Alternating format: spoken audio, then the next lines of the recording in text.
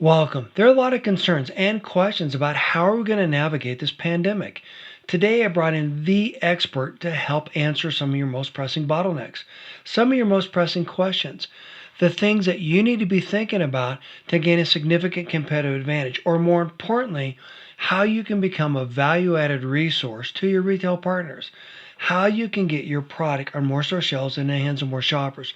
Simple things that we all need to be doing. And they begin with selling your brand. How do you do that? What's important? What matters to the retailer?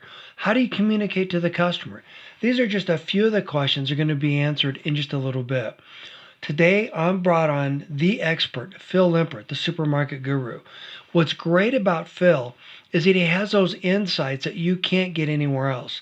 He's got relationships with other people within the industry, and he can help you look around corners. Let's face it, we're all pretty focused on what's in front of us right now, and being able to pay attention to trends or identify trends that we can't even see, well, that puts us at a significant competitive disadvantage. Having a resource like Phil helping us navigate through those trends and helping us identify the difference between a real trend and a passing fad. That's what's going to help us in the long run. So you definitely want to stay tuned. This is the free webinar that I just did just recently, the recording of it, how the pandemic is changing retail and how to remain relevant to shoppers. You'll definitely want to stay tuned. As always, thank you for listening. This show is about you and it's for you. In appreciation for your time, there's a free downloadable guide for you at the end of every podcast episode, one that you can use to grow sustainable sales and compete more effectively with. Remember, this show is about you and it's for you. The goal here is to get your product onto more store shelves and into the hands of more shoppers. Now, here's Phil. At Brand Secrets and Strategies, you learn how to save valuable time and money, where you learn strategies to get your products on more store shelves and into the hands of more shoppers, empowering brands and raising the bar.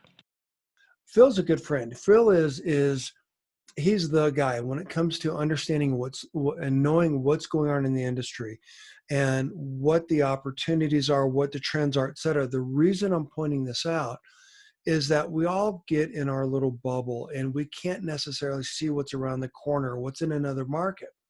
Well, Phil's secret sauce, his specialty is helping you see around the corners, helping you know what the trends are in other markets. And as such, the supermarket guru, who's got a tremendous platform, he just said over 1,200 videos that he's done talking about products, talking about trends. He's also the host of a popular podcast, Farm Food Facts. In fact, you know what? I'll put a link to it in the show notes. One second, and a link to Phil. So anyhow, you want to go in and you want to check out his information because he's such a tremendous resource. And so check that out.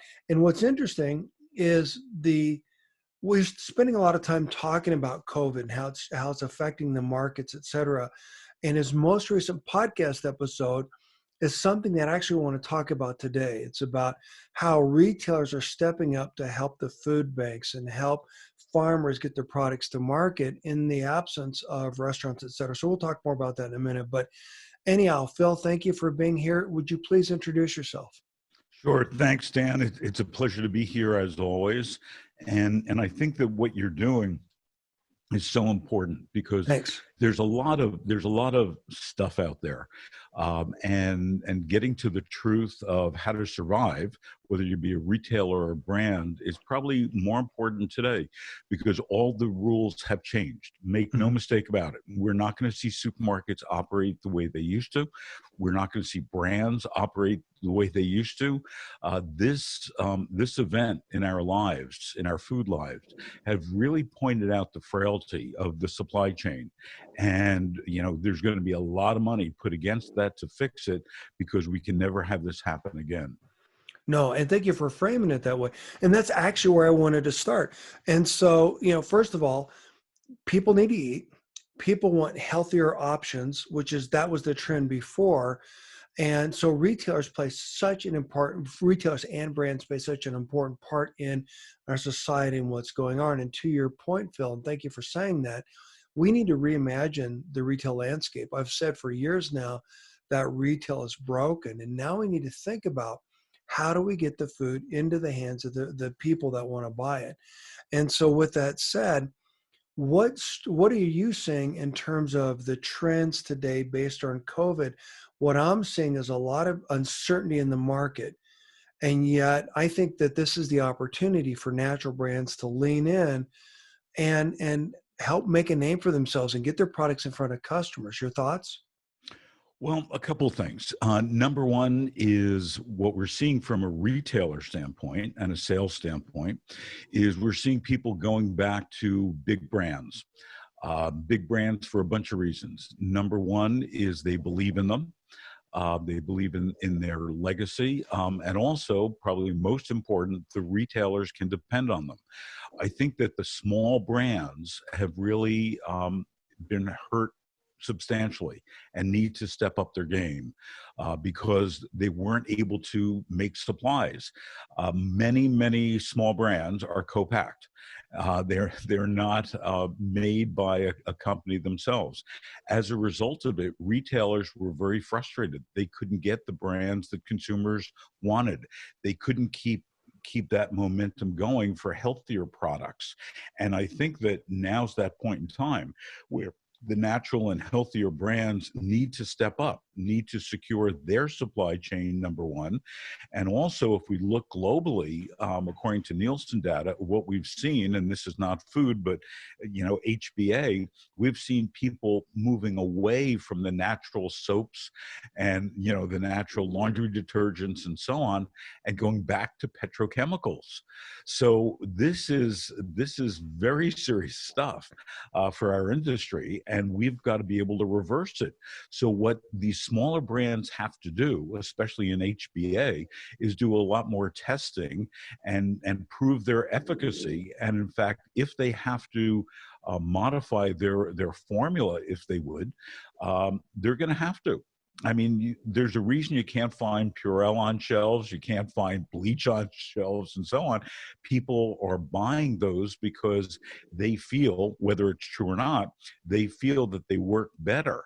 So what we've got to do is, instead of just putting on labels, not tested on animals, 100% pure, whatever that is, we've got to be able to put test results on those products to reaffirm that these products are good, not only for us, but for the planet as well. Thank you for saying that. This is something I've been talking about for years. And actually, this is why I built my free turnkey sales story strategies course. I believe that every brand needs to really understand their core customer. And if you're paying attention to your core customer, then hopefully you figured a lot of this out. But where I'm going with that, and I want your thoughts, is it's all about trust. It's, do your customers trust the product that you're putting in there? And so I believe that we need to communicate beyond the four corners of our package the trust, the value that we provide. And I know from my experience that a lot of those products have the necessary whatever they need in them to be able to protect us. So for example, use a Cleanwell, for example, our previous client, full disclosure, their product is fantastic at getting rid of germs. It's all natural, et cetera. But the point, to your point, customers don't necessarily have that trust factor because they're going back to what they're used to. And to your other point is that the supply side issues are broken. And this is where I think the natural brands need to really lean in, understand their customer, understand how they can benefit the customer, help understand how they can help their customer through these trying times, and then support the retailer at a much higher level. To your point, this is not our time to pull back. This is our time to lean in. And you're right, the big brands are getting the larger share of shelf, the larger share of the voice. But the reality is that they were struggling before. And as people want brands that they feel good about, brands that align with their missions and what's important to them, here's a unique opportunity that I think the natural brands need to take advantage of. Your thoughts? Absolutely right. There's no question. I know a lot of people on a personal level who haven't had Oreos for decades, and now they're eating bags of Oreos because they're on the shelf. Number one, and they want that comfort food.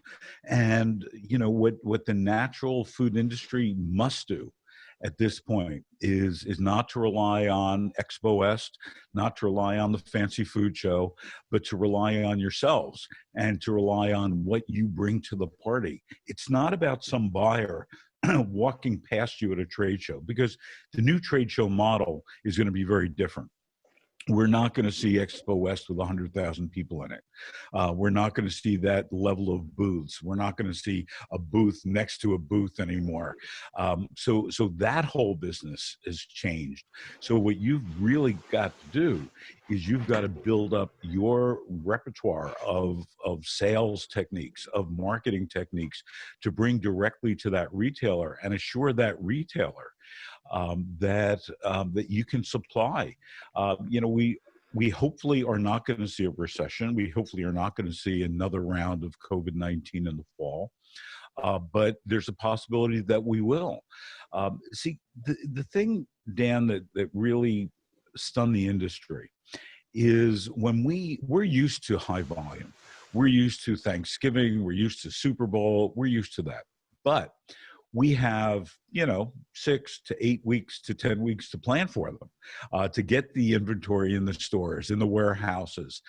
This hit all of a sudden, and that's going to be one of the game changers, that these retailers are not going to be left the way they were this time with empty store shelves. There's still some stores in the country that are still up maybe 70% capacity. That's it. And even if we look at the physical structure of a store, that's got to change. And sure, we know about the plexiglass and limiting the number of people and so on. But drive around to the back of a supermarket and you'll see 1 or 2 loading dock doors. That's it. So right now, as stores want to fill those shelves, you see tractor trailers on the side of the road waiting for the store manager to call them so that they have a slot to be able to go in and unload. So everything is going to be reimagined from the trucking. And we also have a major problem with trucking. And this is one of the reasons that I think that Elon Musk is so excited about autonomous trucks. We've got an aging truck force. They're retiring. A couple of years ago, there was a device put on the trucks that don't allow them to drive more than 10 and a half hours. And these truck drivers get paid by the haul. They don't get paid by the hour.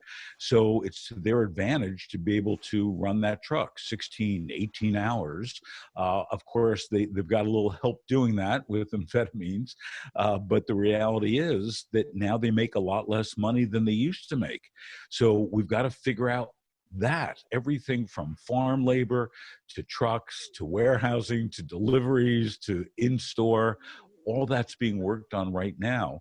And we've got to fix this very quickly. And there's a lot of investment being made in robotics behind the scenes, because we frankly can't rely on human beings. If we look at our meatpacking shutdown, the reason for that is those meatpacking plants aren't much different than Upton Sinclair wrote about in The Jungle in 1906.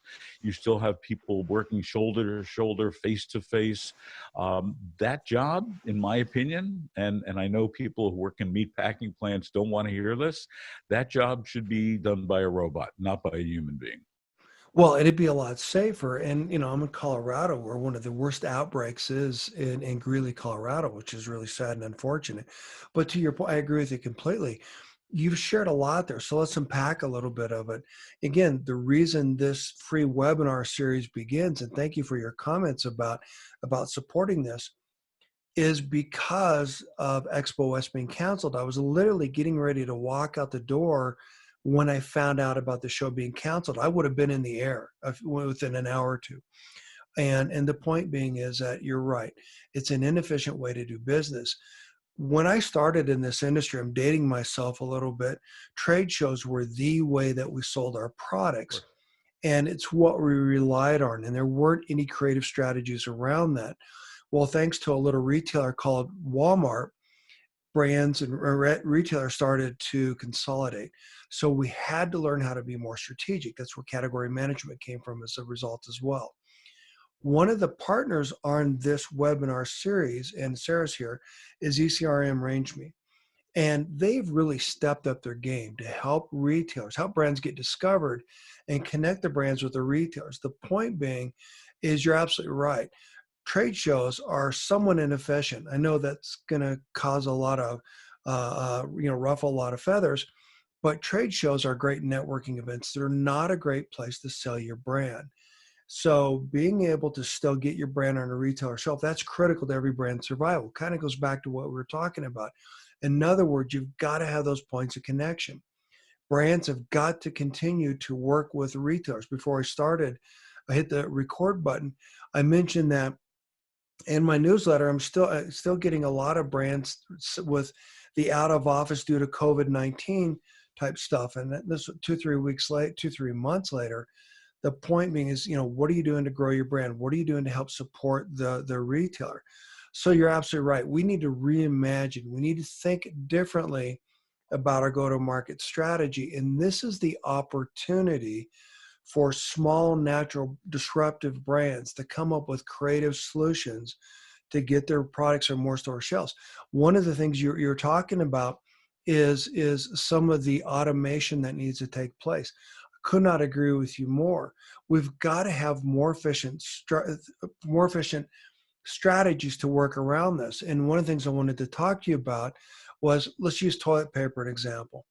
All the toilet paper disappeared because the way that the model was built, just in time inventory, is that we didn't have enough consumer product available.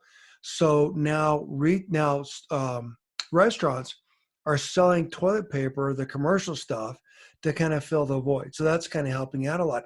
But why isn't that, as an industry, we've reimagined how to plug some of those efficiencies in and pick up some of the slack? Where I'm going with this is, we'll just jump right to it. Your recent podcast episode with Publix Market, which, by the way, I love. Please, everyone, check that out. Um, it's very disheartening to hear about farmers and ranchers destroying their crops and their animals because of the disruption in the supply chain. And a retailer reaching out, this is while people are starving at food banks, et cetera, and the food banks are overwhelmed. But having a retailer reach out to their local farmers and start selling their products and making them available to the consumer, I think is a perfect idea, a perfect example of how we should be reimagining the way we go to market, the way we support consumers. Could you please share a little bit about that episode and some of your key learnings? Sure. So what Publix is doing is they're working with local farmers and local dairies, and Publix is buying that product that normally would be, plowed right back into the ground because there are no workers on the farms, because there's no trucks to deliver it. They're buying it at a fair price, not a below market price, and they're donating it to Feeding America. And they feel, Publix has always felt from day one, a real sense of community and a real sense of being part of it. But probably my key learning, besides Publix, once again stepping up and being a great retailer, the farmer that we had, the farm is called Five Brothers, and it's in Florida, and it's family owned, was practically in tears because he was talking about the fact that they were going to have to close. Uh, he, I believe, is third generation or fourth generation on the farm, and had Publix not come to them, they would have to close and be out of business. But probably the most important learning from that discussion was that Publix is going direct. There's no question in my mind. I've seen other retailers do the same thing around the country. They have recognized that if they have a relationship with a farmer or a dairy, they don't need a distributor. They don't need a broker. They don't need the quote unquote middlemen in order to operate. And they want to be able to assure a tight supply chain. So they're actually, and Walmart has done this for years. You mentioned Walmart before. They're signing contracts where they get the full supply from farmers, from dairies, because they want to be assured that this is never going to happen again. So I think that even that sales model, where a lot of emerging brands say, okay, well, I've got to get a broker. The broker, is going to be that magic light that's going to get me in every Kroger, in the country or whatever. That is not necessarily true to begin with. My dad was a broker. So not only is it not true, but it's not to your benefit. And I just want to go back, Dan, to what you said about trade shows. And also, I agree with you that the ECRM model is brilliant and works really, really well, and you make really great connections. That's important, because I don't care what the show is, whether it's Expo West, whether it's fancy food, whether it's grocery shop, whether it's the old FMI, the people who are working the booths at these shows for these brands are not your top managers. Oh, And the people who are walking the aisles are not the top managers or buyers necessarily. We've got to get back to the idea that building a brand, and I, as you do, I talk to a lot of these emerging brands and big brands and so on, and they're not working that hard. That's my disappointment with them. I remember when I started out, and I was selling canned ham for my dad. And I used to have to wake up, at 3 o'clock in the morning and go to the Bronx Terminal Market and the Brooklyn Terminal Market. I just graduated college, so like an idiot, I guess I started out by wearing a suit. That changed dramatically. When you go into these butcher stalls, and there's a guy with a big hacksaw and blood all over his apron, he doesn't want to see a kid in a suit. But what you had to do is you really had to work hard to sell. I remember going to Wallbounds, and you would sit in a waiting room for 3 or 4 hours before a buyer would see you. Now, I'm not saying that that's the right way to do it, but we're just having these new brands think that it's so easy. They read about how much money that they're able to raise. Beyond Meat and Impossible Foods, great examples. And, that retailers are opening up their doors to them and things like that. Those are the exceptions. There's more failures across all food categories, whether it be natural food, organic food, conventional food, than ever before.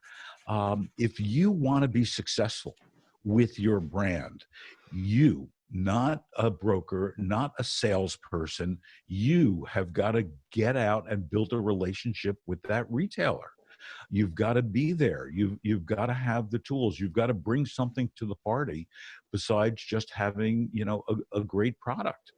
A great product is a must-have, but you've got to have those consumer insights. You've got to, help them merchandise the product. You've got to do all those things if your brand is going to be successful.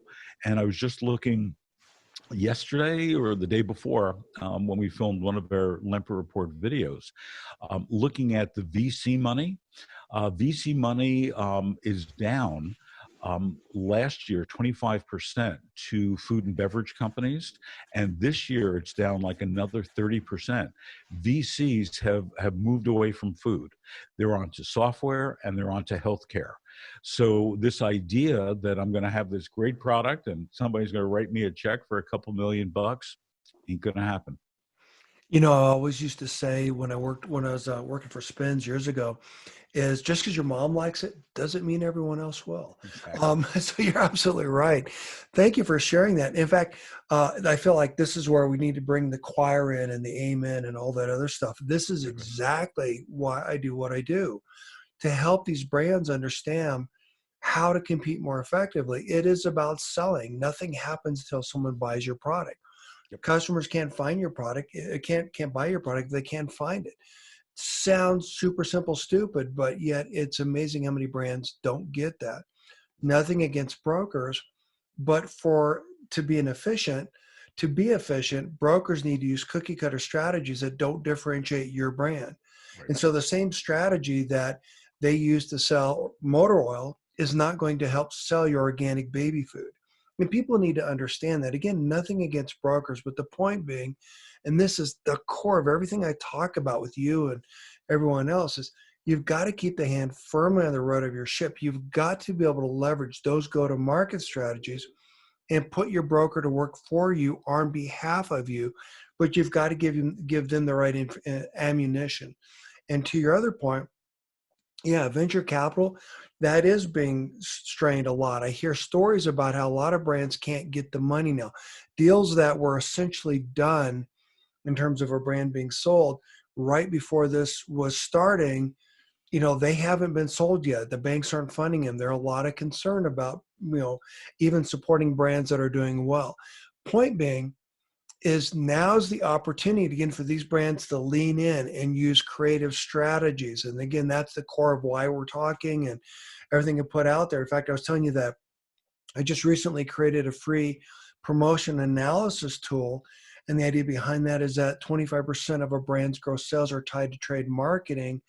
And that's everything required to get your hand in a product, a hand of a customer. And yet 70% of those dollars are wasted. So let's help those brands get more of those monies back, more of that money back. So thank you for sharing that. Some of the other things you're talking about, and again, thank you so much for bringing this up. This is about selling. This is about putting your best foot forward. This is about having everyone in lockstep with the same message as the founder, et cetera.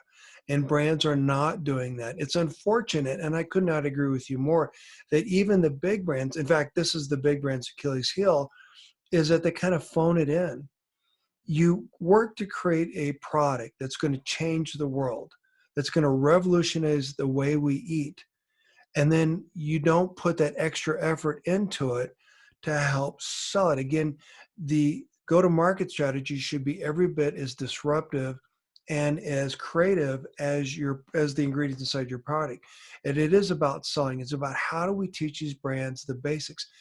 My success in this industry comes from working with people, partnering with people that were able to sell and sell and sell and radically change the way that retailers adopted the products they're working on, the products that we're selling. I mean, huge double-digit growth quarter after quarter. So thank you for bringing that up. What strategies do you see that brands could leverage? Because as you mentioned, and I agree with you, that the big brands are the easy place for retailers to go. What strategies should natural brands use to kind of get back in the game, one, and then two, to step up their game and reclaim their space? Well, Dan, I want to touch on 2 points. First, promotions. You mentioned promotions. We haven't seen promotions in 3, 4 months. And the reason for that is, again, source of supply. We're Mhm. not going to see tremendous ads for 4th of July barbecue or Memorial Day barbecue. That's just not going to happen anymore. And we're seeing also retailers wanting to cut out some promotions. So this is a good lever for them to do that. The other thing I want to touch on before I answer your question is this is a great time for emerging successful brands to sell. And what I'm getting at is not to cash out and say, oh, great, this was my dream come true. Big brands are really looking right now for those smaller brands.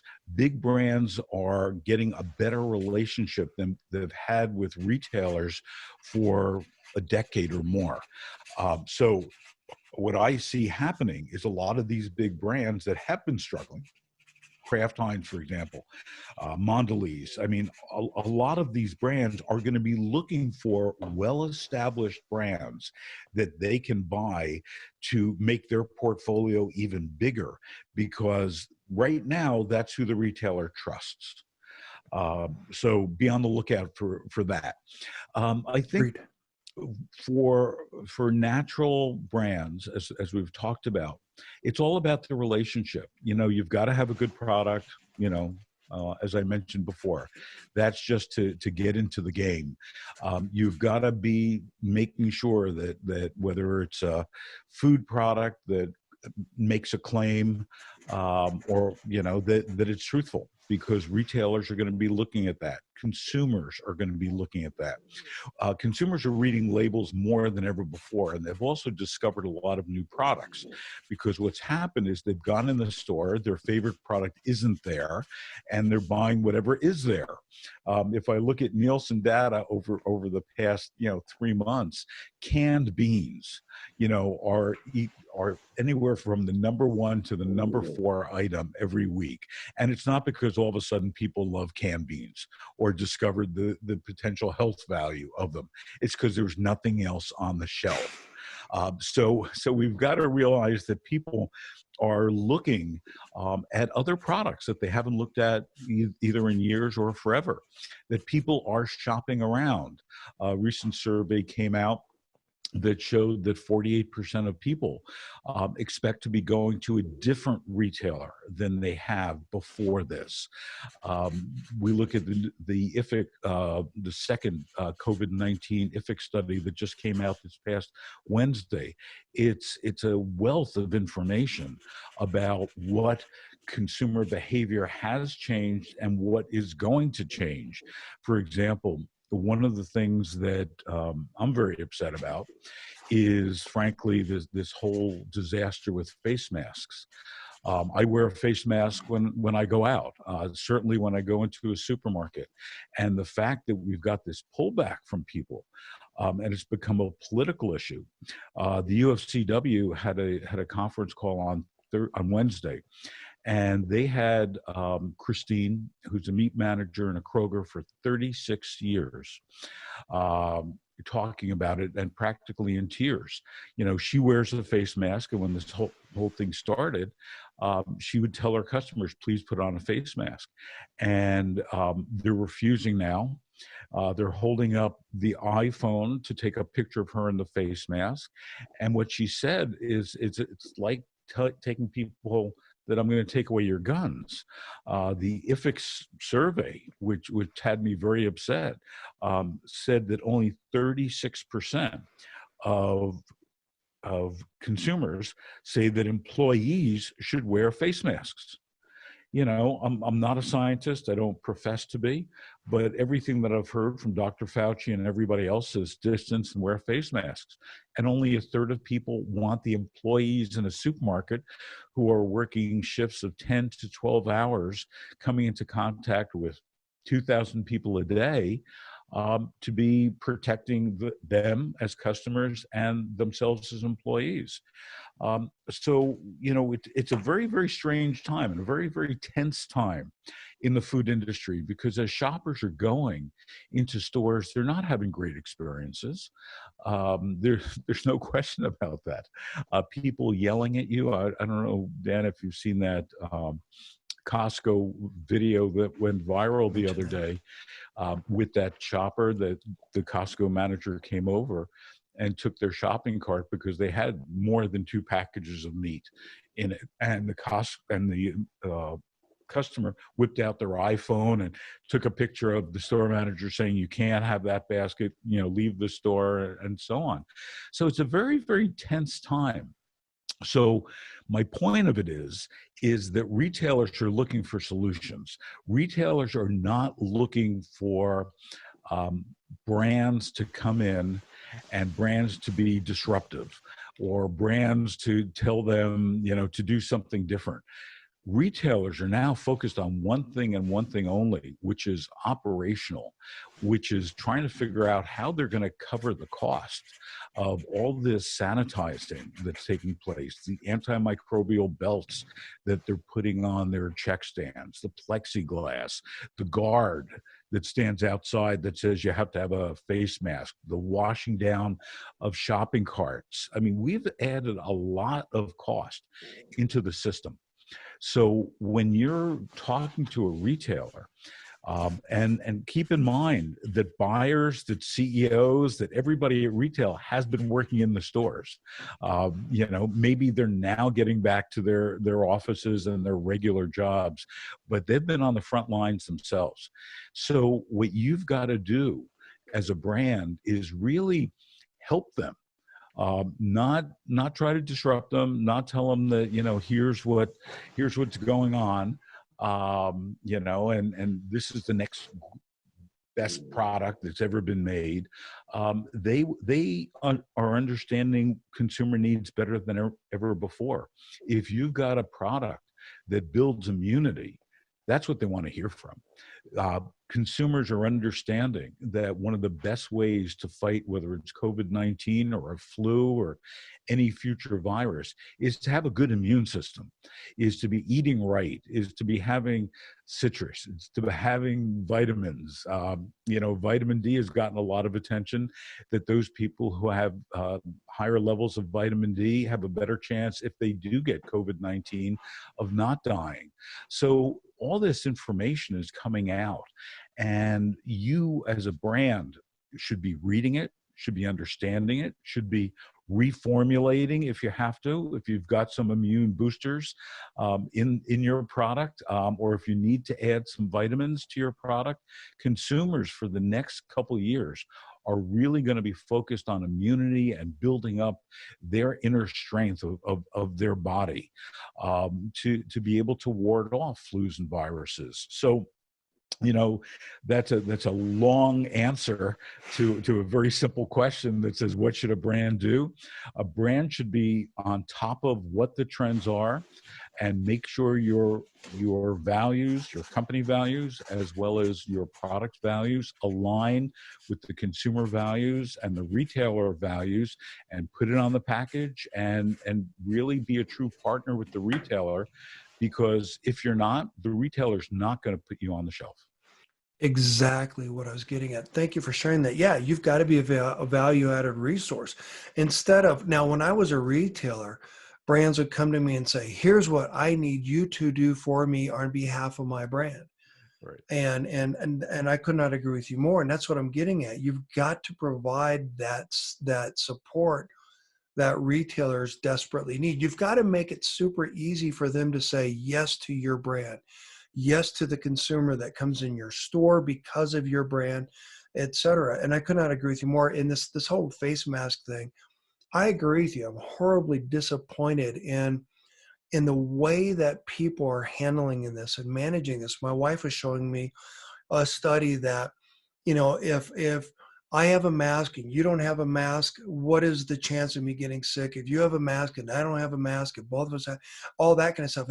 And they're really interesting, but the bottom line is, if we both have masks on, then that's a lot better. I don't get a lot of warning when I sneeze, and my sneezes are very violent. And if you're anywhere within a couple mile radius, you could be infected if I had it. Just kidding. But seriously, yeah, I think it's the very least thing that we can do. And to your point, we've got to do more to support the retailers. You were talking a little bit about, we're talking about the big brands buying small brands. Great idea. Great segue to one of the things I wanted to talk about. Big brands are trying to figure out what is the magic formula that these smaller brands have in terms of connecting with their consumers. I've heard a lot of stories about how big brands are pulling back on their innovation. Now, I would argue that big brands, when they innovate, changing a package or a label or a flavoring is not really innovation, Right, compared to natural brands. But the point is, and I love where you're going with this, is that if the smaller brands are innovating, giving customers what they want, i.e. products that help the immune system, et cetera, then that makes them ripe to be discovered by other brands, by other organizations. Again, it's the push versus the pull strategy. Instead of how much money can I pay the retailer to get my product on your shelf, which is kind of the old model, right. back to the trade marketing. Instead, how can I provide so much value to the retailer that the retailer is going to call me up and say, how much of this can I get? So Beyond Meat, for example, They've been on the podcast a couple times. They don't pay slotting. They don't promote their product. They've got lines out around the store. And the reason for that is that they're giving their customers, the retailers' customers, additional products that they would want to spend a premium amount on, et cetera. And then I'm not just talking about that, but to your other point, being able to provide this real value. It's kind of funny. One of the things you're talking about beans, I used to be a scout leader. And when we used to collect food for food drives, we used to collect bags and bags and bags of green beans. It's amazing how many people buy that stuff and never eat it. Anyhow, so donating truckloads of stuff of green beans to the food banks. But you're right. People are looking for solutions. People are looking for products that can meet their needs. And again, anything that a brand can do to help a retailer survive, thrive, support their community, that's a huge win. And kind of going back to what you're talking about with Publix, I've heard of some brands that are actually stepping up to make some of those relationships between the farmer and the retailer, make those connection points. And of course, I've always supported the notion that brands need to be closely tied to the farmers that create the products that they sell, celebrating them and reminding people that this is where your food comes from. Another thing we talked about before. So thank you for sharing that. As brands are looking to help support their retailers with some of the different things that you've talked about, retailers stepping up and doing all the cleaning, et cetera. What have you heard of or what have you seen? I did hear one story about a brand, I don't remember the name of the brand, that was supporting the retailer by providing a lot of their natural disinfectants for the retailer to use to clean, et cetera. So it was sort of a more symbiotic relationship, but this is their way of giving back as opposed to some of the other things they did. Your thoughts? Yeah, I think I think that we're seeing a lot more relationship building. Your example is a perfect one. Also, I saw yesterday that Clorox is working very diligently with United Airlines to So make that. sure that their planes are there. Um, I what has me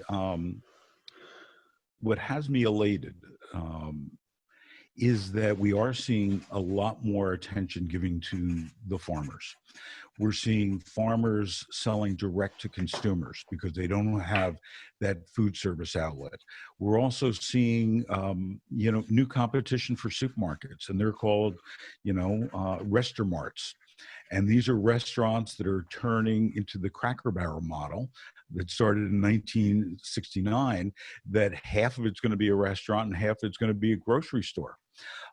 As you mentioned early on, that there's a lot of restaurants that are selling, toilet paper and other food service items, and we see the headlines where restaurants are selling 50-pound bags of flour, and huge think that's not happening.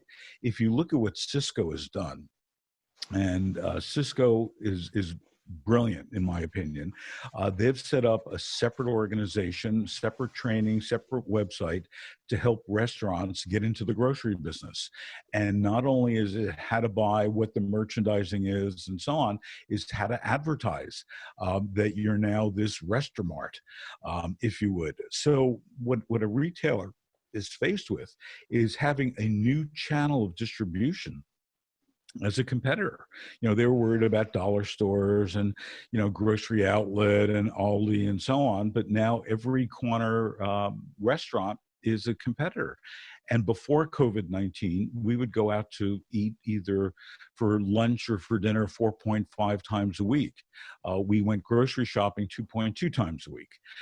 So if I'm going to a restaurant, and I'm not saying we're going to go back to 4.5 times a week, but if that restaurant is starting to sell toilet paper and some groceries and limited supply, I mean, it's going to be like a convenience store operation.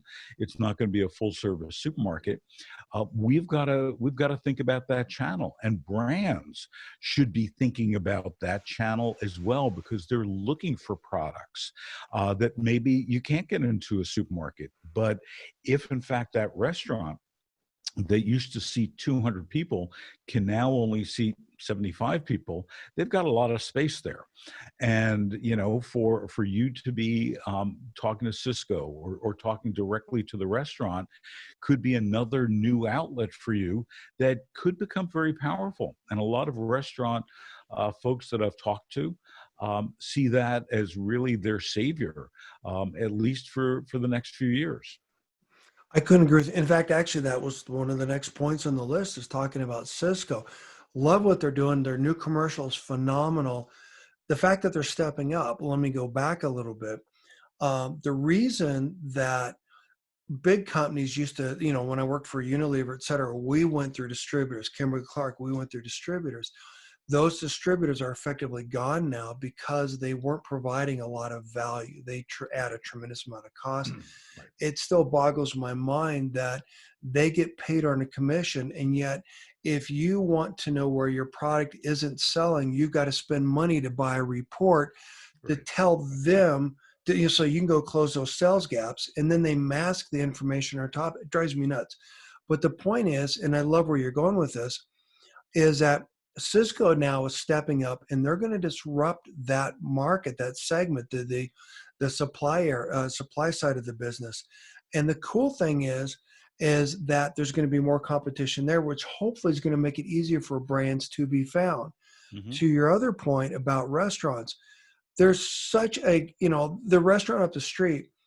I had never gone to them, honestly, but because they start selling groceries, they were there and they're supporting the community. So now I'm eager to go and support them, et cetera.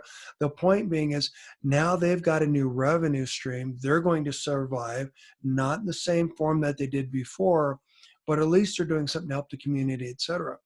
And I love the idea, the notion that you put out there in terms of brands working with these restaurants to help get their products in front of customers, a new avenue. Again, these are some of the disruptive things that, when you think about reimagining the way people get food and find food, that we need to be thinking about. So thank you for sharing that.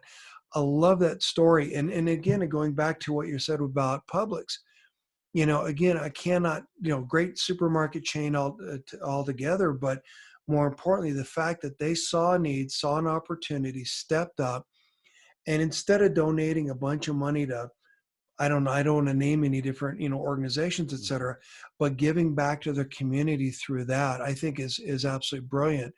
And it's so heartening to see them save the farmers around them. So thank you for sharing that.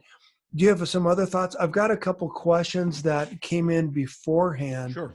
Let's Okay, take let's so take those. okay, so you ready? Okay, so Gail said, "How can I tighten my brand's waist and still survive?" Tighten my brand's waist.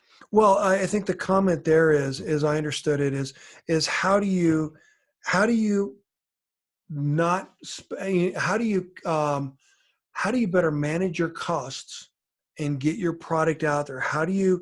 What strategies would you recommend to a brand to continue to survive and thrive, given the fact that you've got to, like you said, buy the mask, buy the shields, buy the Prel, et cetera? Well, there's no question that you've got to look at both sides of the coin. You've got to look at what your costs are and what your marketing costs are. And, you've got to be as efficient as possible without denigrating your brand or your packaging. You've got to be as smart as possible. One of the examples that I'll use comes out of Pennsylvania in the mushroom category, where there's this great company, very innovative, that's basically chopping up three different types of mushrooms so that you could make a blend with, your ground beef or your ground turkey to make it healthier, to make it tastier, and so on. And they had it in a package. There was a clear plastic package with the lid on top that you'd pull off, And then, what they said is, we can make this better. So what they did is they got a shaker top, if you would, to put over that.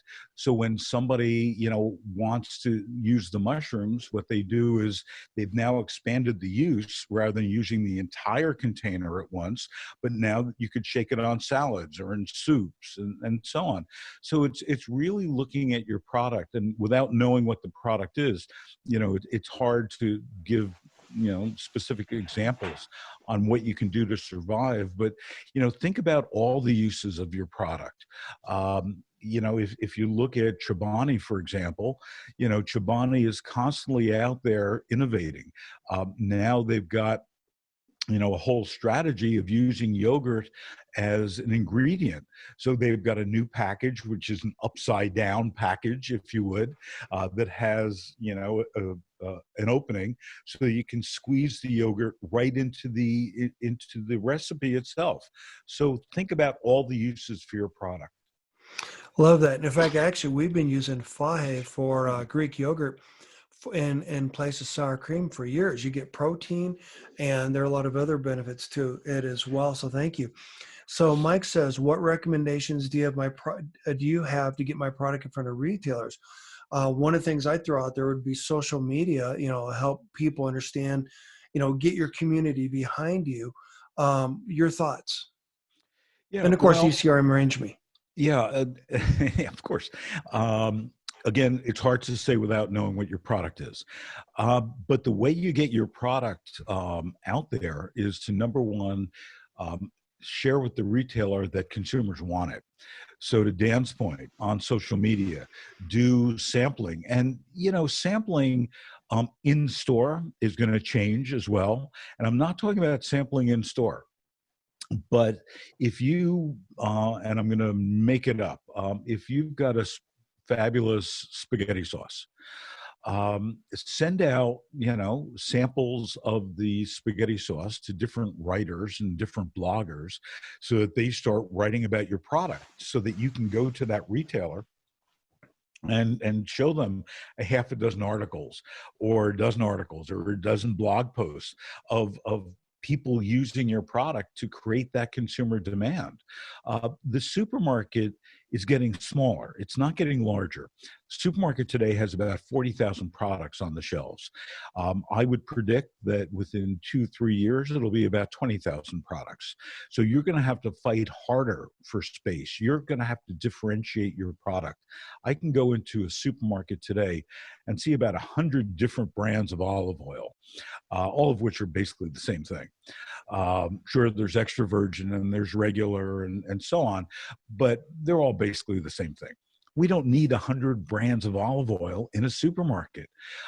You look at what Aldi has done with olive oil. For example, they've got a regular conventional olive oil.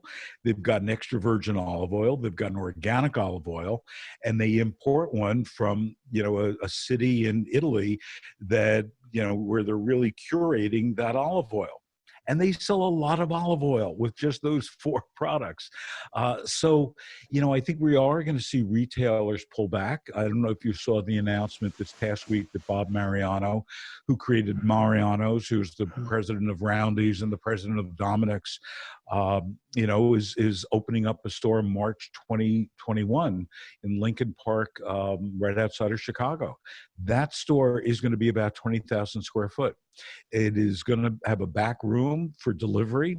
Probably, knowing Bob well, it'll probably be robotic to make that more efficient. So the store is going to get smaller. You're going to have to really stand out, and your product has to shout its benefits, if you would, to a retailer, not just be another olive oil or another pasta sauce. We don't need that. Well, and I couldn't agree with you more. I mean, to see so many, having another version of soy milk on the shelf, that just confuses people. 28 feet of ragu or whatever is Right. it needs to work for Unilever. So, but I couldn't agree with you more. I think that there's a lot of opportunity, and that's why it's so important for these brands to develop a community around their brand and help leverage that community to help the retailer understand why they're relevant. Amy says, what strategies do you have? Oh, actually, I'm going to say that. Well, okay, what strategies do you have to plan and forecast during these uncertain times? And that's a good question. I've thrown out ideas on some of the webinars that I've done first around that, but what are your thoughts? Amy, I'm sorry to give you this answer. I have no idea. When you look at planning and forecasting in this, it's very, very difficult. I don't know if you're manufacturing your product yourself, whether your source of supply and source of ingredients is stable, whether your co-packing arrangements are stable. If you're co-packing, that's where I would work. I would make sure that my own supply chain for my product is as safe and secure and solid as possible. That's number one. Beyond planning and forecasting how much you're going to sell, we just don't know. And again, without knowing the product or the category, no one, in my opinion, and I could be wrong, but no one in the baking fields ever saw the rise of baking yeast, of buying bread baking machines online, of flour. Nobody saw that coming. And again, according to Nielsen, I think baker's yeast was the number one selling product for about 4 weeks during this period of time. Consumer behavior changes, and the fact that people are staying home, and even as restaurants open up, people are still going to stay at home. They're still going to be cooking at home. So if you've got a product that fits in with that model, good for you, because people are going to be cooking more at home. And whether it's because they were bored, or whether they wanted their kids to learn how to bake, or they just wanted to fill their time, no one in baking saw, that kind of rise. Whereas I mentioned before, canned beans. So it really depends on your product. And you could, if you could, in the chat box, share what your product is, and I can be more specific. But right now, you can do planning and securing the back end of your supply chain. And if you have a product that is a cook at home product, that people are going to use, that you could plan for and just really promote, that in a very strong way. So, pun intended, yeast rising. Just kidding. Love that. So, thank you for sharing that. So, Jane says, do you think retailers will survive this pandemic with all the efficiencies of big retailers have? I think this goes back to what we were talking about earlier about, I think, leveraging with the brands that you're working with, et cetera, to take advantage of that, and then optimizing every opportunity to be efficient. Your thoughts? So some retailers are going to survive, some are not. The retailers that reimagine, as Dan said before, they will survive. But it's going to look very, very different. Also, to point that Dan made earlier, the independent retailers have done better than the chains. The Yes. independent retailers, for a lot of reasons, have a more secure supply chain. They have relationships with local meatpacking facilities. So a lot of independent grocers have not seen shortages of meat, have not had empty shelves on it. Sure, certain products that come through a distributor, they might have had problems, but the independent retailer, in my opinion, has come out of this stronger than a lot of the chains do. And also, if you're not selling independents with your brands, you should be looking at that channel as well. You should be looking at more channels to sell your product than you ever have. Thank you for sharing that. And yeah, that's again, I think this is our opportunity to lean in and help those retailers out. Bob says, how can I turn this into a positive for my brand? What steps should I take to make my brand more resilient? I think you've answered that in terms of the supply chain and et cetera, but do you have any additional thoughts in terms of the ingredients and whatnot? So go ahead, please. Yeah, I mean, it's to reach out to consumers, and again, without knowing what the product is, it's hard to say, but reaching out to consumers and telling them your story. I mean, consumers want to know more about the foods that they consume than ever before. They want to know where they're coming from. They're very concerned about our supply chain in meat, pork, and poultry. Right now, very nervous about that, both from a supply standpoint, a price standpoint. We're seeing double-digit price increases. They're very concerned about eggs. You know, eggs are used as a primary source of protein for a lot of people who are on SNAP. And, you know, the price that now we're paying 26.9% over a year ago, again, according to Nielsen, that's huge. So what you've got to do is you've got to get that message out to retailers and consumers that your supply chain is safe. We're starting to see retailers do price freezes on thousands of items, including poultry. We saw last week where Smithfield reduced the price of some of their beef products 20 to 30%. We don't know how long that's going to last, but I think it's at least a couple of weeks. Hopefully it's through Memorial Day so that people can, you know, at least enjoy their barbecues. So it depends on what your proposition is for your product, and, you know, tout what that proposition is, but as long as it aligns with consumers, consumer values, that's what's important. Not just saying, you know, as Dan said before, you know, my mom loves my pasta sauce, you should like it too. That is not a marketing strategy. That's a strategy for failure. It is. Thank you. We're right at the top of the hour. We've got about a minute left. I've got one more question if you're okay with that. Sure. Okay. So, and first of all, to frame this, I think it kind of ties nicely into what you said on your COVID podcast that you're doing there, the Facebook thing that you're doing, the Win site. Your idea about having the empty offices, maybe convert them to indoor farms, which I think is a really creative strategy. So I'm wondering if this might have something to do with that. But what strategies can I employ, Joe says, to keep my store afloat given all of the office closures around me, including the reduced workforce being permitted in those spaces? Yeah, Joe, I'm not sure if you're a manager of a chain or an independent, but both channels are faced with exactly what you're talking about. And, you know, you're going to be doing more delivery. You should be pushing delivery. A lot of these, you know, office buildings that had thousands of people are not going to have thousands of people. Also, I don't know if you saw the report that came out, I think it was yesterday, that showed that these buildings that are now empty were not meant to be empty. So from a bacterial standpoint, when they reopen, whether it's the plumbing that hasn't been used, whether it's the air, these buildings just can't open up like this.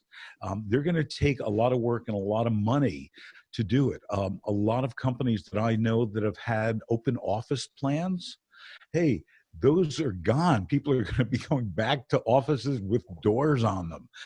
So that whole office environment is going to change, as well as a lot more people working at home. So I would say, you know, the strategy that I would use is I would be pushing delivery.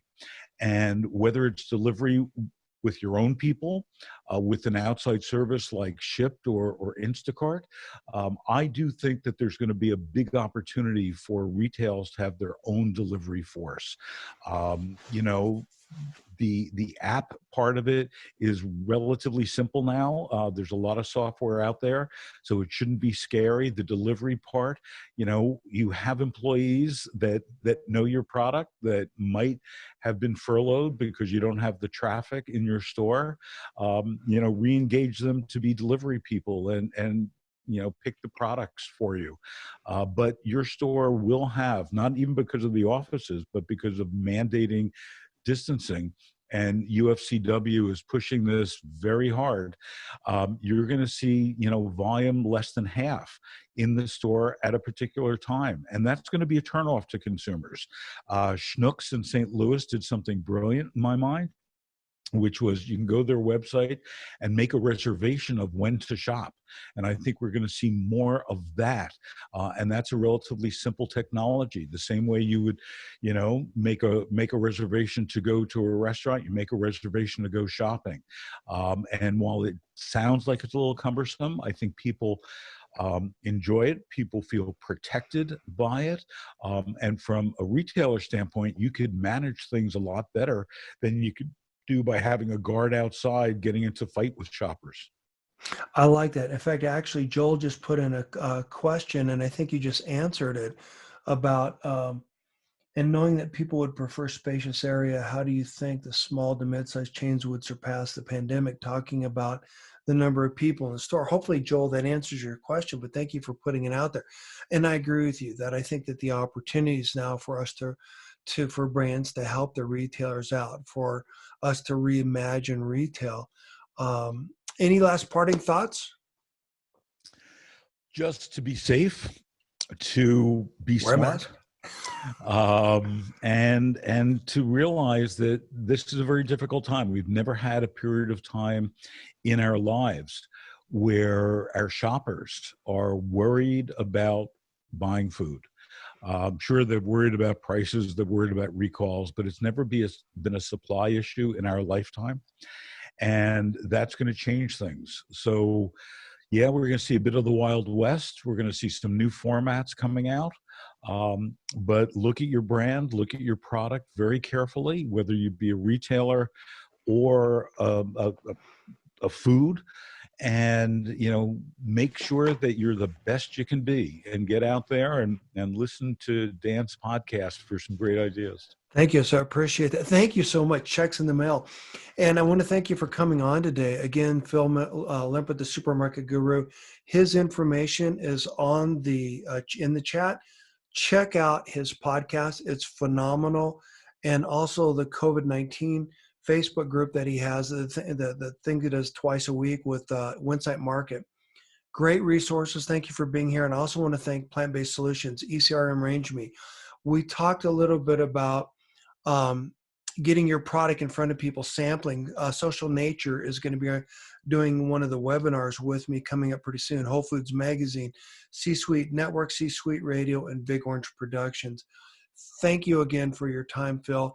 And I look forward to our next conversation. And thank you, everyone, for showing up. I appreciate it. Don't forget to check out the next webinars coming up on the event page of my website. Next one, we're going to be talking about plant-based foods. And then after that, you're going to learn about the differences between the Canadian and the U.S. organic shopper. So thank you for your time, and I look forward to our next conversation. Thanks, Phil. Thank you, Dan. I want to thank Phil for coming on today. I'll be certain to put a link to the Supermarket Guru, Farm Food Facts, and all of his other resources on the podcast webpage and in the show notes. You'll definitely want to check them out and leverage his insights to gain a competitive advantage no matter what channel, no matter what market you're working with. In addition to that, I also want to thank all of the partners that helped me with this webinar series, including Whole Foods Magazine, ECRM, Range Me, Plant-Based Solutions, Social Nature, C-Suite Radio, C-Suite Networks, Big Orange Productions, etc. And more importantly, I really want to thank Phil, the Supermarket Guru, for being here and sharing his insights with you. Thank you for your time. I really appreciate it. Today's free downloadable guide is a new item essential checklist. Now, I know we're talking about how to keep your brand on a store shelf, but these are the foundational elements that you need to have in place to be able to help your retail partner succeed with your success. So I think it's a good idea to go back and take a look at what is the healthy foundation you need to have to support your brand so that you can leverage that to help your retail partner compete more effectively. Help them meet the needs of your customer, their customer. You can instantly download this as well as the show notes by going to brandsecretsandstrategies.com/session 191. Thank you for listening, and I look forward to seeing you in the next episode.